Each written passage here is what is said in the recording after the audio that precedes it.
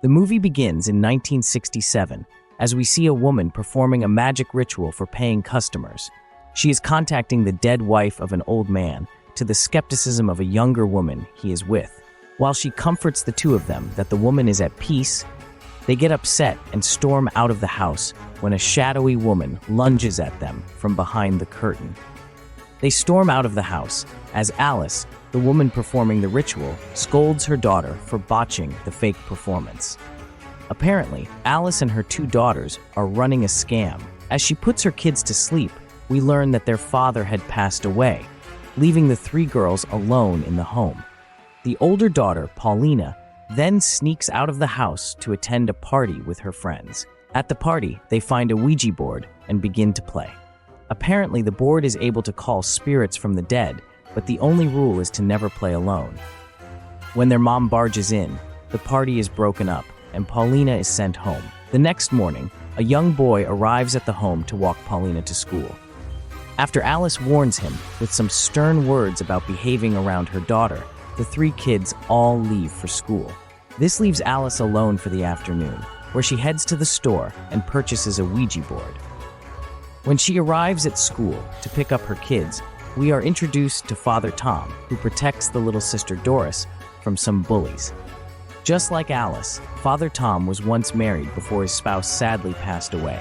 That night, Alice begins to add the Ouija board to her performance. While she tests out the object, she doesn't realize that Doris is immediately possessed as soon as she starts to use it. When she asks questions from the downstairs living room, Doris responds while upstairs in the bedroom. In the middle of the night, Doris then creeps downstairs to use the board. She begins to ask it questions as it starts to move on its own like magic. Thinking it is a friendly spirit, she picks it up and starts to look through the eyeglass. She sees someone off screen, but we aren't sure who it is. The next day, Alice is called into school to speak with Father Tom. He explains that somehow Doris has been turning her homework written in perfect cursive. Doris then explains that it was done through the help of her new friend. Sadly, when they get home, a foreclosure notice is awaiting them stuck to the front door. Falling behind on their bills, the bank is going to seize their house. But suddenly, Doris pulls out a giant bag of money.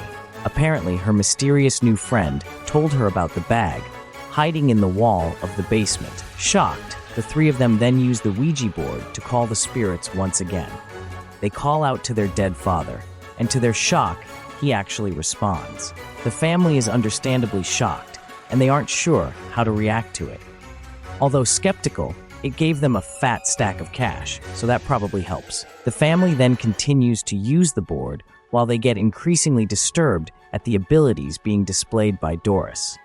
Unfortunately for her, it seems to be taking a toll on her body, draining her spirit and injuring her. In the middle of the night, she goes to use the board to ask what is wrong with her. Picking it up to look through the eye hole, she notices someone through the glass. Startling her, she paces through the room until she looks in the mirror. Putting the glass up to herself, she sees a demon standing behind her. It sticks its hand into her mouth and forcefully enters her body. It then approaches her sister in the middle of the night and whispers freakishly into her ear. This causes her to suffer a horrific nightmare. As the evil spreads, the next day at school, two bullies try to shoot her with a slingshot. To their shock, the boy then spins the slingshot around and shoots himself in the face.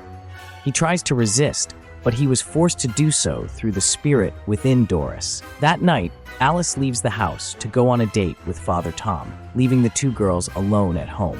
While they flirt over dinner, there is some obvious chemistry between the two. But unfortunately, neither one of them is quite ready for a relationship due to the trauma of their past. With their mother gone, Paulina's boyfriend Mikey arrives at the house to spend time alone with Paulina. Though he doesn't stay for long, he has a quick conversation with Doris on his way out. While standing in the doorway, she asks him if he knows what it feels like to be strangled to death. She then explains in graphic detail the exact feeling of death. He looks on in shock before exiting the house, deeply disturbed. That evening, Paulina notices that her favorite doll has had its mouth sewn shut. She rushes into her sister's room to scold Doris, while her mother rushes to her defense. The two of them get into an argument. while Paulina points out that something is clearly wrong with Doris. The next morning, Paulina goes to her sister's room to gather her school belongings. While there, she notices some papers hidden beneath her bed. Bringing them to Father Tom, they realize that they are a collection of several pages written in an ancient dialect of Polish. Realizing something is wrong, Father Tom then arrives at their house and requests a spiritual reading. As soon as he enters the home, he can tell almost instantly that something evil is lurking within. He looks oddly at Doris while she sizes up Father Tom in return. The three of them then sit down at the table while the Ouija board rapidly starts responding to Father Tom's questions. Without anybody touching it, it seems to be speaking to Tom about his deceased wife. It even spells out her middle name and speaks in her voice through Doris. Visibly startled, Father Tom then asks the family if he can speak to them in private. While Doris requests to come too, Tom asks that she remain downstairs while the rest of the family speak alone. He then explains to Alice and Paulina that the spirit that spoke to him was not his wife. When he asked Doris to reveal his wife's middle name, he thought of a fake name in his mind, which was revealed on the board. When he asked for a different question, he cleared his mind of all thoughts, causing Doris to change the subject. Although Doris is clearly channeling undead spirits, they have no idea who they are actually dealing with. Unfortunately, Doris was listening to their conversation from the downstairs couch, channeling her psychotic powers while in a trance. She is only broken from this state when the doorbell suddenly rings, which she answers to find the boyfriend. Getting him alone, she leads the boy into the basement to show him what she describes as a secret treasure. Meanwhile, Father Tom explains that the manuscript written by Doris describes a crazed doctor from World War II who experimented on his patients. Apparently, the very house they are living in was where he would kidnap and experiment on his victims. There is a secret room in the basement where all of this is contained. Sadly for him, Paulina's young boyfriend is currently in that basement right now. Doris convinces him to reach his hand into a small opening in the wall, where he pulls out several objects before suddenly uncovering a human skull. Doris then grabs him by the face and begins to whisper strange things into his ear, causing him to fall into a trance. Back upstairs with the rest of the family, they all begin to realize that both the house and Doris are no longer safe. When they rush downstairs to find Doris, Paulina's boyfriend suddenly drops from the ceiling, hanging from a rope. They then hear strange music coming from the basement and slowly make their way down. To their shock, they then find several skeletons hidden within the walls of the basement. They also begin to hear Doris calling out to them for help from within a vent, as Father Tom decides to go find her alone. He crawls into a strange side room filled with medical equipment and an old record player. When he finds Doris, she immediately rushes him while the screen goes black. Father Tom then returns from the vent with his eyes white and clearly possessed.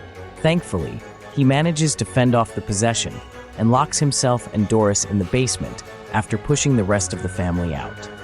Thinking they have a moment of safety, they are both yanked in separate directions by a mysterious force and the previously deceased hanging boy. Then Doris comes for Paulina. She crawls sideways up the wall and whispers a disturbing spell into her ear after she falls unconscious, only to be found by Alice. She tries to reason with Doris, but is instead quickly captured. She is then chained to a table, where Doris plans to experiment on her like the crazed doctor would. To their shock, Paulina suddenly appears next to her and beats her away with a chair. She apologizes to Doris and then pulls out a sewing needs to silence her for good. She pins Doris to the ground as she then begins to sew her mouth closed. Realizing what is happening, several demons then reach out from the ground and try to pull her away from Doris. Before she can be fully consumed, she completes the job and Doris sadly passes away. Unfortunately, Paulina is also possessed. She silently walks up beside her mother and stabs her with a rusty blade. As she cries over her deceased mother, the film suddenly cuts to a separate room, as Paulina is now incarcerated in a mental asylum. She doesn't seem to have a solid grip on reality and talks crazily to her doctor. She is then wheeled through the asylum as she sits alone in her bedroom, thinking of her family. In the final scene of the movie, she creates a makeshift Ouija board in her bedroom and tries calling out to her family. While we aren't sure if it worked, the doctor is then seen walking through the hallway to check on his patients. When he walks by Paulina's room, she is seen inside, sitting with her sister Doris. He walks back to check on her, only for Paulina to be staring at him through the window. As he approaches, Doris suddenly rushes him while walking along the ceiling. The movie ends as we aren't sure of their fate.